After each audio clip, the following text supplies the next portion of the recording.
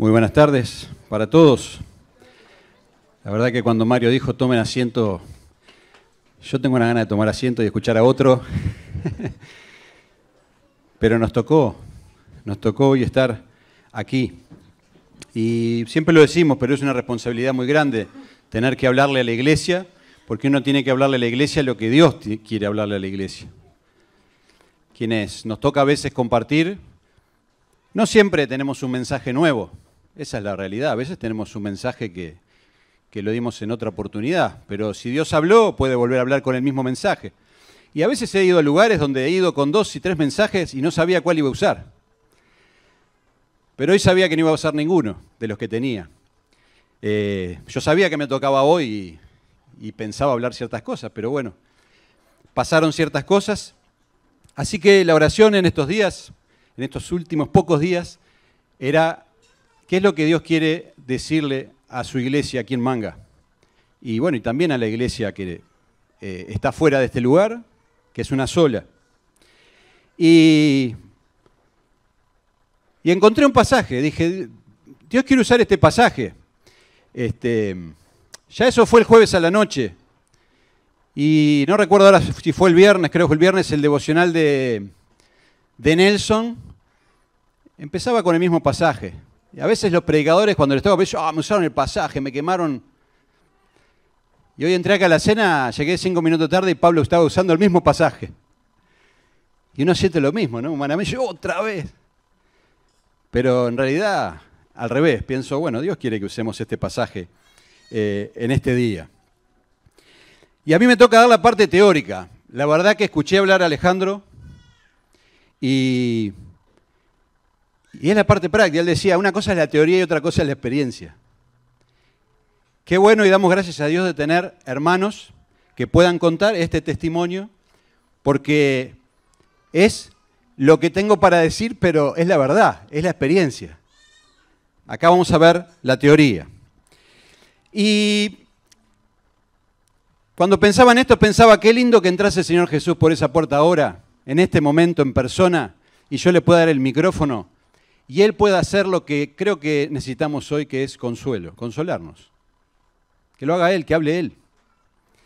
Y bueno, lo va a hacer, esperemos, a través de su palabra. Vamos a Juan 11 y vamos a ver esta situación que es un relato de un velorio, no es el único en la Biblia. Dios quiso que todos rondáramos alrededor de este relato.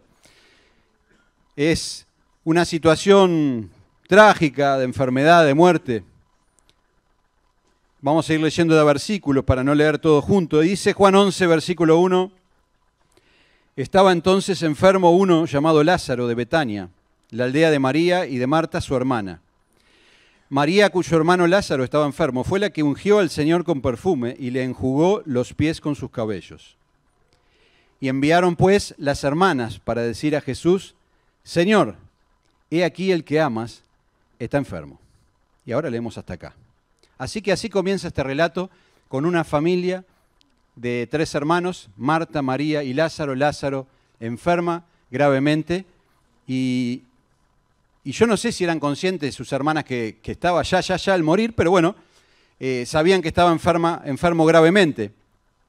Y es interesante pensar o tratar de separar esta historia de lo que es el milagro final. Pablo hablaba el otro día, el domingo pasado, de los finales felices que nos encanta ver, pero esos finales felices humanos, bueno, no siempre son lo que Dios quiere. Sí sabemos que hay un final, un verdadero final feliz, pero humanamente no siempre es el final que uno quiere. Olvidémonos por un instante de la parte que todos sabemos, que Lázaro va a resucitar. Lázaro va a morir y Lázaro va a resucitar.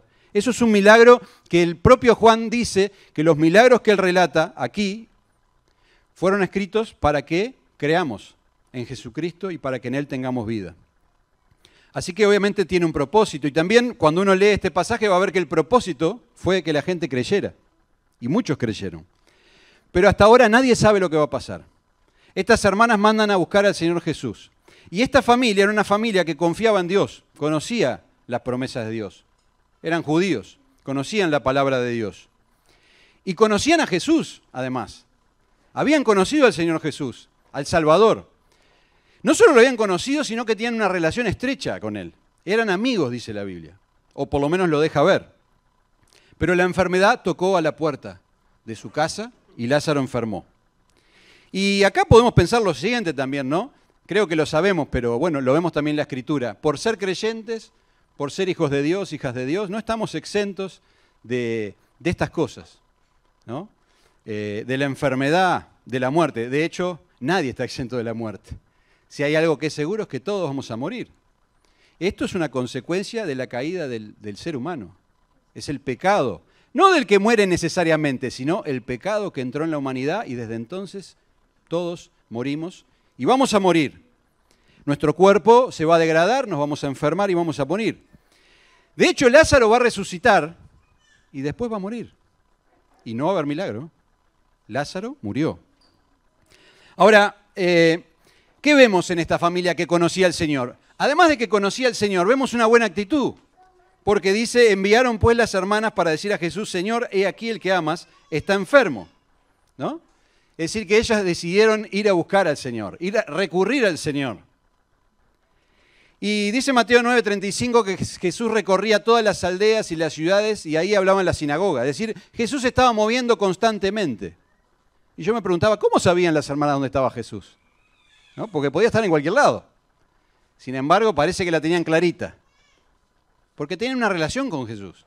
Sabían dónde buscarlo, sabían dónde encontrarlo.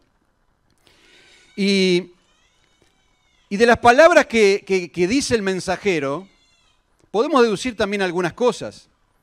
La primera es, obviamente, que confiaban en el poder de Jesús, porque por algo lo llaman. Lo llaman para que Él sanara a su hermano.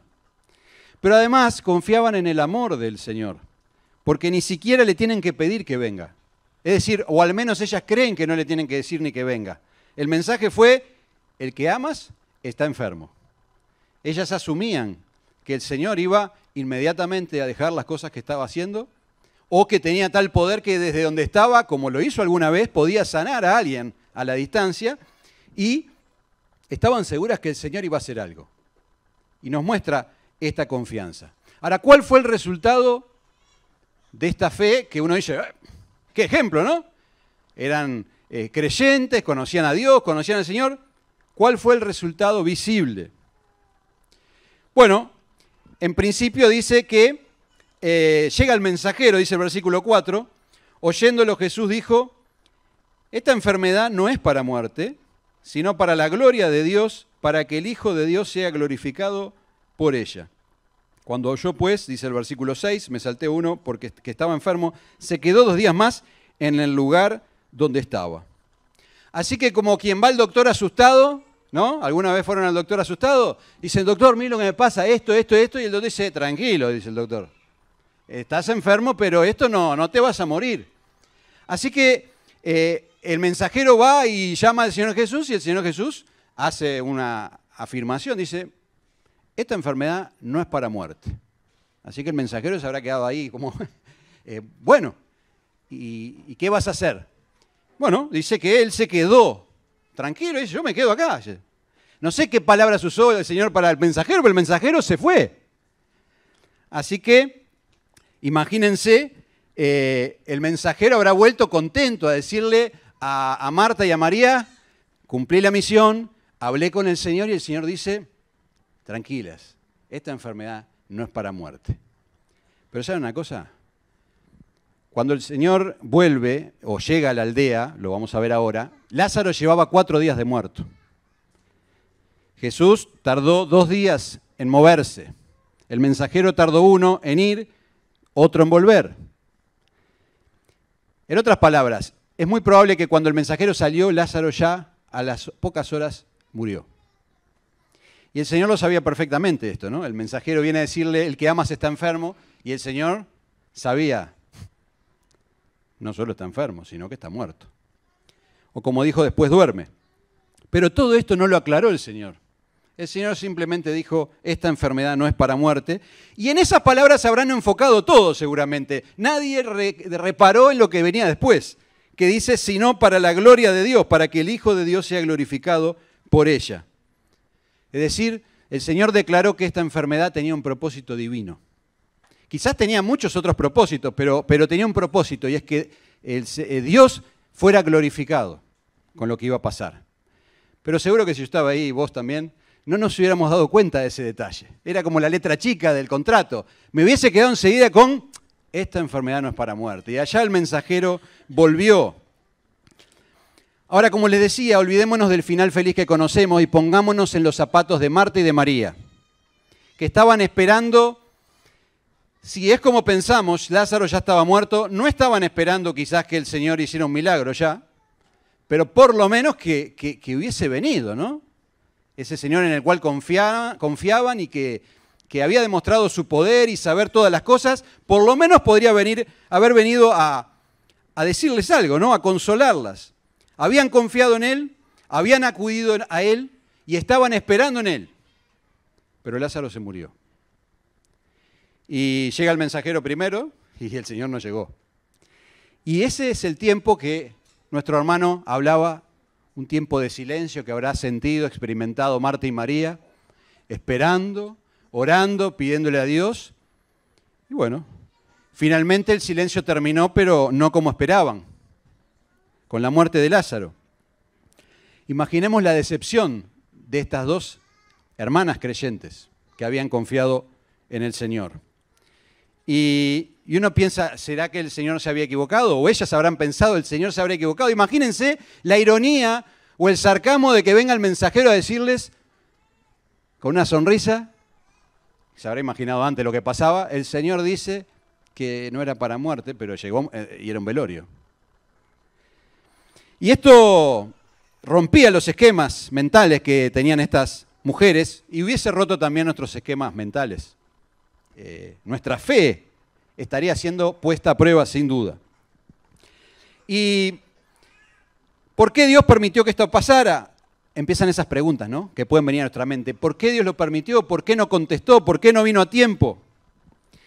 Y Jesús hace una importante aclaración que yo la pasé por alto ahora, pero por algo lo dice el Señor y Dios lo dejó escrito acá. Dice el versículo 5, cuando Jesús dice que esta enfermedad no es para muerte y empieza a contarnos a nosotros, que estamos ahí en donde estaba Jesús, la parte del plan que Marta y María no sabían, dice el versículo 5, y amaba Jesús a Marta, a su hermana y a Lázaro.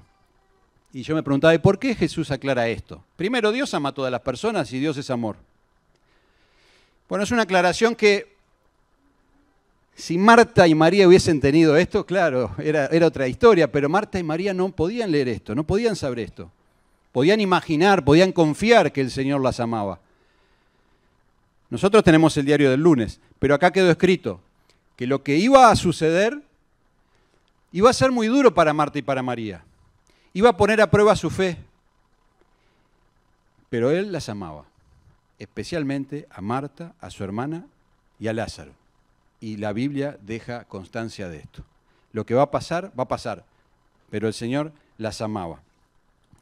¿Y por qué lo hizo? Bueno, una de las cosas que sabemos es que para que muchos creyeran, dice el versículo 45, que al final de esta historia, entonces muchos de los judíos que habían venido para acompañar a María y vieron lo que hizo Jesús, creyeron en Él. Fue un día de salvación en medio de un velorio. Milagro. Mucha gente creyó en Él. Y sabemos que hubo otro milagro, pero aislémonos de eso por un instante. La primera lección que yo sacaba de esto es teoría, es fácil. ¡Qué lección! Pero estábamos viendo la experiencia práctica. Es que el Señor nos ama y no tenemos que dudar de su amor, aunque estemos pasando pruebas muy difíciles. Como por ejemplo, la posibilidad o efectivamente la muerte de un ser querido. El Señor deja constancia de que a pesar de esas circunstancias, su amor es infinito y está presente. Pero es la teoría, pero es la verdad. Ahora, otra lección que este relato nos deja, esta historia, es acerca de la persona del Señor Jesucristo. Podemos conocer un poco más al Señor Jesús, que es Dios. ¿Qué mejor que conocer a Dios? Podemos ver que, como decía Pablo hace un rato, el Señor Jesús es compasivo y tiene empatía. Siempre vamos a ver en los evangelios a un Señor Jesús que es capaz de ponerse en los zapatos de los demás, como se dice. que nos entiende y también es capaz de escucharnos en nuestros reclamos injustos, porque vamos a ver lo que pasa ahora. Vamos a leer algún versículo más, algunos los salteamos, pero versículo 17. Después que el Señor Jesús sí decide ir a la aldea, vino pues Jesús y halló que hacía ya 4 días que Lázaro estaba en el sepulcro. Betania estaba cerca de Jerusalén como 15 estadios, y muchos de los judíos habían venido a Marta y a María para consolarlas por su hermano. Entonces, versículo 20, entonces Marta, cuando oyó que Jesús venía, salió a encontrarle, pero María se quedó en casa. Y Marta dijo a Jesús, Señor, si hubieses estado aquí, mi hermano no habría muerto. Mas también sé ahora que todo lo que pidas a Dios, Dios te lo dará. Acá vemos un reclamo. Claro, no tenemos el tono de cómo lo dice Marta, ¿no? Pero claramente suena como, tristeza, pero también como un reclamo. Te estábamos esperando, Señor. Te mandé a buscar. Si hubieses estado aquí, mi hermano no habría muerto. Y por lo que uno puede ver en el relato, se ve que era un tema de conversación que estaba en el aire. Porque ahora vamos a ver que María sale y va con el mismo reclamo, se podría decir. No solo eso, sino que la gente que estaba ahí andaba metiendo el dedo en la llaga diciendo, este que hizo tantas cosas por otros, ¿no podía haber hecho algo en este caso? Alejandro nos contaba testimonios reales, ¿no? Cómo a Elizabeth, algún doctor, y alguien le preguntaba, ¿y todavía seguís pensando así de Dios? ¿O todavía seguís confiando? ¿O todavía? ¿No? Como le pasaba a Job. Y ella contestaba, por supuesto que sí. Pero no va a faltar a nuestro alrededor alguien que nos haga pensar en esas cosas. ¿Todavía seguís confiando en este Dios que parece que te dejó colgado, no? Y aunque Marta seguía confiando, fue y derrama ese sentimiento que tenía adentro. Si hubieses estado aquí. Ahora, ¿qué pasa con María? Versículo 29. Pasaron cosas en el medio, pero cuando María oye algo que Marta le cuenta, se levantó rápidamente y fue a su encuentro. Versículo 32. Cuando María llegó a donde estaba Jesús y lo vio, se arrojó a sus pies y le dijo exactamente lo mismo. Señor, si hubieras estado aquí, mi hermano no habría muerto. Jesús entonces, al verla llorando, y a los judíos que la acompañaban también llorando, se estremeció en espíritu y se conmovió y dijo, ¿dónde le pusisteis? Le dijeron, Señor, ven y ve. Y aparece acá el famoso versículo, Jesús lloró. Así que María le presentó el mismo reclamo al Señor. Si hubieses estado aquí, las cosas hubiesen sido diferentes. La pregunta que uno tiene que hacerse, claro, en la teoría es fácil. ¿El Señor no estaba ahí? ¿Acaso el Señor estaba ocupado en otras cosas? El Señor estaba también ahí. Pero ella sentía que estaba sola, que estaban solas y que el Señor se había olvidado de ellos. Y a los ojos de los hombres, Jesús llega tarde y es un fracaso esto, ¿no?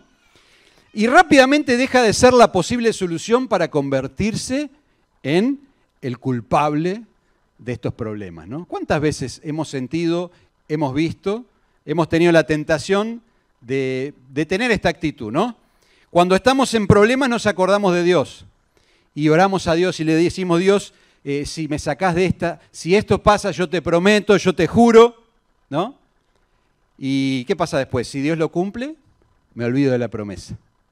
Ahora, si Dios no lo cumple, entonces lo hacemos culpable por no haber estado, por no haber escuchado, por no haber hecho algo. Pero el Señor sí estaba, el Señor sí las amaba, pero había otro propósito.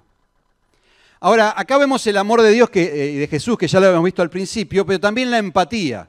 Porque Jesús no llega ahí como un campeón, como diciendo, bueno, llegué acá, ¿qué pasó? Y estamos en un velorio. Pero esto no, esto es para gloria del Señor. No, Él no hace eso. Ni se enoja con ellas ante estos reclamos. Es capaz de escuchar, siendo Dios, las críticas injustas de estas mujeres. Y vemos así a Jesús, siempre reaccionando con empatía. ¿Saben una cosa? Los griegos tenían muchos dioses, pero todos esos dioses tenían una característica, no tenían empatía. Ellos creían que tener empatía era una debilidad para un Dios. No puede haber un Dios que tenga empatía con el ser humano, porque Dios es Dios, y nosotros.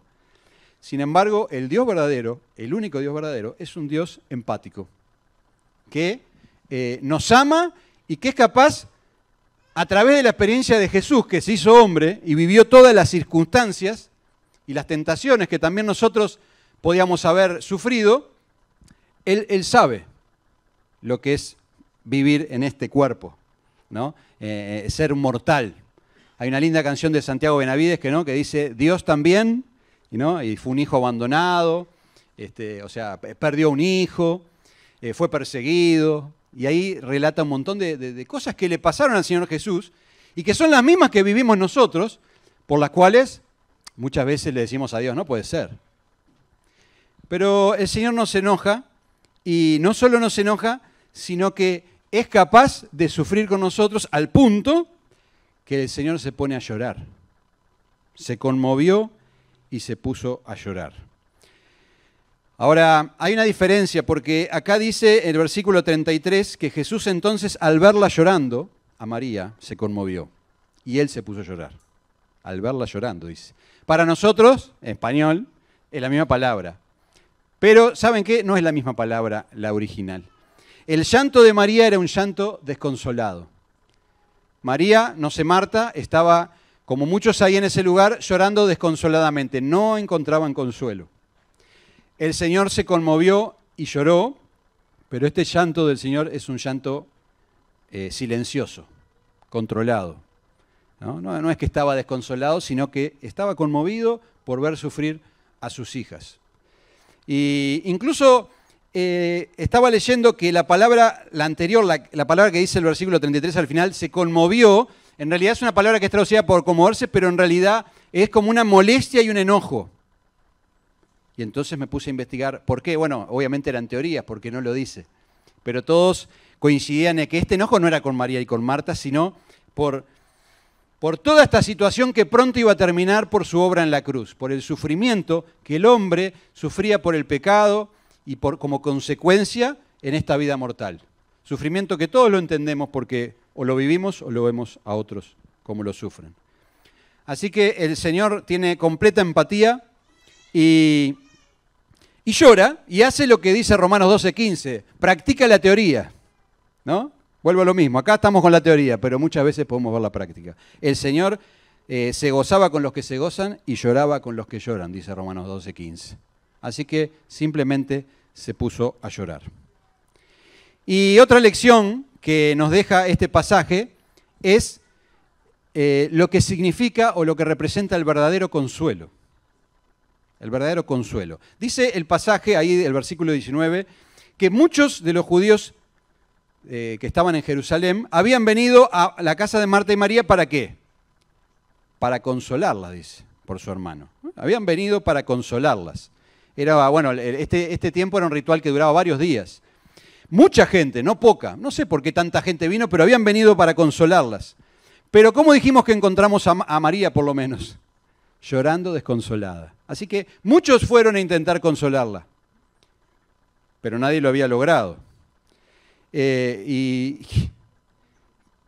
puede hacer uno para consolar, no? Ahora que los hijos empiezan a crecer, digo, los que tenemos hijos, nos acompañan también a los velorios, ¿no? Y es parte del aprendizaje. Entonces uno me dice, ¿y qué tengo que decir? ¿Y qué hago? ¿Qué tengo que decir? Mirá, estoy por cumplir 50 años, me falta un poquito, pero todavía no sé qué decir. No hay nada que decir. No sabemos qué decir, porque no sabemos cómo consolar, no puedo hacer nada. Pero el Señor sí, el Señor es consolador, porque Jesús es Dios y Dios es consolador. Así como Dios es amor, Dios es justicia, Dios es santo, la Biblia nos enseña que Dios es consolador. El Padre, el Hijo y el Espíritu Santo son consoladores. Dice 2 Corintios 1, 3 y 4, se los leo. Bendito sea el Dios y Padre de nuestro Señor Jesucristo, Padre de misericordias y Dios de toda consolación, el cual nos consuela en todas nuestras tribulaciones, en todas, para que podamos también nosotros consolar a los que están en cualquier tribulación, por medio de la consolación con que nosotros somos consolados por Dios. Lo que está diciendo acá es, bendito el Dios Padre, Dios de toda consolación. Él nos consuela a nosotros para que nosotros, una vez consolados, podamos consolar a otros. O sea que en realidad sí podemos consolar, pero no humanamente. Humanamente no podemos hacer más que decir algo ahí. Pero si yo soy consolado por Dios, obtengo algo que puedo entregar, el consuelo de Dios. Y también el Señor Jesús en Juan 14, 16, poco tiempo antes de ascender a los cielos, dijo, yo rogaré al Padre y Él os dará otro consolador. ¿Y cómo otro? Porque Él también era consolador. Así que el Padre es consolador, el Hijo es consolador y el Espíritu Santo, que está entre nosotros, el Espíritu de verdad, era otro consolador. ¿Por qué? Porque Dios es Dios de toda consolación. Así que Jesús, entrando en ese velorio donde no había consolación, Él pudo hacer y podía lo que nadie podía hacer, consolar a Marta y a María. ¿Y cómo lo hizo? Porque queremos ver cómo lo hizo, ¿no? Bueno, versículo 23, Jesús le dijo, tu hermano resucitará. Marta le dijo, yo sé que resucitará en la resurrección en el día postrero. Uno tiene que interpretar, acá no sabe, ¿no? Si Marta lo dice como diciendo, sí, yo sé, o sí, yo sé. Ellos creían en la resurrección, los judíos, salvo los saduceos, creían que iba a haber una resurrección. Así que, como ella era una creyente, sabía que un día iba a resucitar. Pero no sabemos qué tan claro lo tenía. Lo cierto es que Jesús le dice, tu hermano resucitará. Y María dice, sí, yo sé, con esto no me alcanza. En otras palabras, ¿no? Pero el que estaba ahí era el Dios de toda consolación. Así que versículo 25 le dijo, yo soy la resurrección y la vida, el que cree en mí, aunque esté muerto, vivirá. Y todo aquel que vive y cree en mí, no morirá eternamente. ¿Crees esto? Uno lee estas palabras y parecen palabras, pero lo que estaba diciendo el Señor Jesús no eran palabras cualesquiera. Primero, cuando Jesús decía esta palabra, yo soy, estaba diciendo para un judío, yo soy Dios. El judío no tiene en su vocabulario el verbo ser. Lo he contado y quizás lo han escuchado, pero en el idioma hebreo nadie es, porque el único que es Dios. Así que yo no soy nada. Si alguien decía yo soy, era digno de ser apedreado, que fue lo que le pasó al Señor Jesús cuando dijo, antes que Abraham, yo soy. ¿No? Y estaba diciendo que él existía desde antes que Abraham. Cuando dijo yo soy, agarraron las piedras. Antes los insultó a los fariseos, le dijo que eran hijos del diablo, le dijo de todo. Se aguantaron en el molde. Cuando dijo yo soy, agarraron las piedras. El Señor le dijo a esta mujer, yo soy la resurrección y la vida, el que cree en mí, aunque esté muerto, vivirá. Y todo aquel que vive y cree en mí, no morirá eternamente. Y acá Marta le dijo en el versículo 27 algo que a veces lo pasamos por alto, porque cuando lo dijo Pedro, todos decimos, oh, mirá lo que dijo Pedro, porque el Señor le dijo, esto que has dicho no te lo ha revelado carne ni sangre, sino Dios, el Padre que está en los cielos. Y dice Marta, sí, Señor, yo he creído que tú eres el Cristo, el Hijo del Dios, que has venido al mundo. Y en ese momento, yo no sé si lo creía antes, pero en ese momento que Jesús le dice, yo soy, ella dice, tú eres. Y salió corriendo a buscar a su hermana. Ahora, yo me preguntaba, ¿será que Marta se dio cuenta que iba a resucitar a su hermano en ese día? Y yo creo que no. Prueba de esto es que al rato nomás o al tiempito, cuando el Señor va a la tumba y dice, quiten la piedra, la primera que pone reparos es Marta. Y dice, no, pará, ¿cómo vamos a correr la piedra? Hace 4 días, ya hiede, dice, hiede ya, está descomponiéndose. Entonces, no creo que venga por ahí la mano. Lo interesante es que Jesús le habla de una resurrección, no como la que va a tener Lázaro unas horas después. Lázaro va a resucitar, pero ¿qué dijimos hace un rato? Va a volver a morir. El Señor acá le está hablando de otra cosa. Le dice, todo el que vive y cree en mí no morirá eternamente. Es una resurrección para vida eterna. Lo que le está ofreciendo Jesús, que me hizo acordar a la charla con la mujer samaritana, donde le habla del agua, que si bebe no va a tener sed jamás. Y toda esa conversación termina con la mujer que se va corriendo a buscar a los demás. Esta conversación tiene el mismo resultado. Jesús le dice, tu hermano va a resucitar. ¿Pero por qué? Porque yo soy la resurrección para vida eterna. Y acá vemos también el interés del Señor. ¿Crees en esto? Él estaba interesado en su alma y en su corazón. ¿Crees en esto? Y Marta creyó y fue a buscar a su hermana para compartir la buena noticia de salvación. El Cristo, el Hijo de Dios que ha venido al mundo, está ahí y te llama. Y en realidad no la llamaba. No dice nada por lo menos, pero su sola presencia significaba que la estaba llamando. Bueno, lo cierto es que Lázaro resucita. El Señor hace un milagro puntual de resurrección, que fue una maravilla, que muchos creyeron, que muchos quizás esperaron, que pensaron que no, y al final ocurrió. Pero yo quiero quedarme, para terminar, con estas palabras de consuelo del Señor.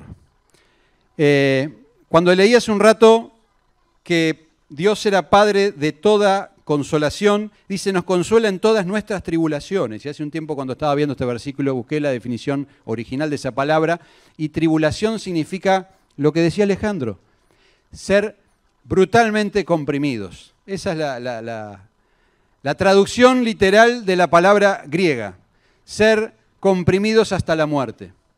Es el significado de tribulación. Y consuelo es alivio, alivio de esa compresión que parece que nos va a matar. Pero si hay consuelo, hay alivio y no me muero.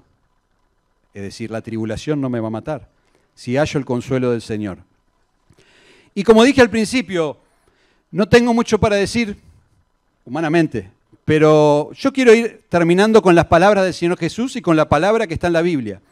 Con palabras del apóstol Pablo, que dice lo siguiente, en 1 Tesalonicenses capítulo 4, versículo 13, dice, hermanos, y nos habla hoy a nosotros, no quiero que ignoren acerca de los que duermen, para que no os entristezcáis como los otros que no tienen esperanza. ¿Sí? Aquellos, los que no creen en el Señor, los que todavía no han tenido un encuentro con el Señor Jesús, no se han arrepentido, no han entregado su vida, no tienen esperanza, están muertos en sus pecados. Pero Pablo dice, no quiero que ignoren esto, para que la tristeza no los destruya. Versículo 14, porque si creemos que Jesús murió y resucitó, así también traerá Dios con Jesús a los que durmieron en él.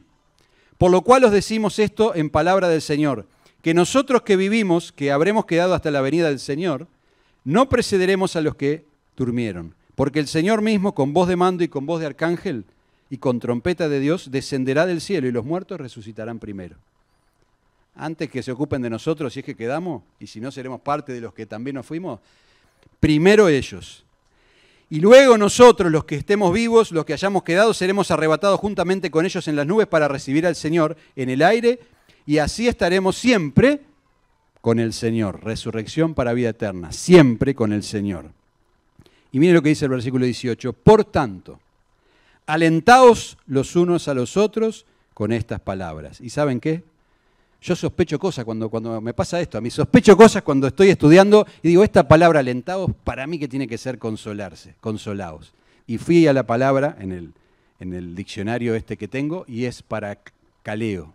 La palabra paracleto, el consolador. Esta palabra es, que dice acá traducida alentaos, pero es consolaos unos a otros con estas palabras. Así que la consolación que Dios me da no son palabras simplemente, sino es su propia palabra, que nos consuela.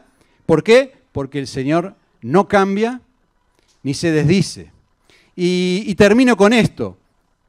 En Hebreos capítulo 6, versículos 17 y 18, el escritor le habla a un pueblo que se había entregado a Dios, que había confiado en Dios, pero que las cosas estaban saliendo muy mal.